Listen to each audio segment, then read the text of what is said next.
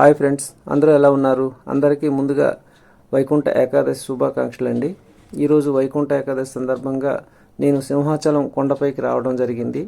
ఈ సింహాచలంలో ఈరోజు చూస్తే భక్తుల తాకిడి చాలా ఎక్కువగా ఉంది. ఎందుకంటే ముక్కోటి ఏకాదశి సందర్భంగా స్వామివారిని ఉత్తర ద్వారం ద్వారా దర్శనం చేసుకోవటానికి చాలామంది భక్తులు కొండపైకి రావడం జరిగింది. ఇక్కడ వాతావరణం చూస్తే చాలా వేడిగానే ఉందని చెప్పాలి. ఎందుకంటే భక్తుల యొక్క తాకిడి చాలా ఎక్కువగా ఉంది. అలాగే ఇక్కడ వాతావరణం కూడా చాలా కూల్గా ఉందండి.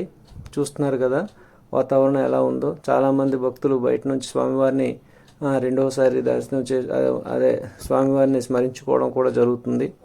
ఇక్కడ పరిస్థితి అయితే ఈ విధంగా ఉందండి. ఈరోజు చాలా ఆహ్లాదకరమైన వాతావరణంలో ఇది స్వామివారి పూలవనం అండి.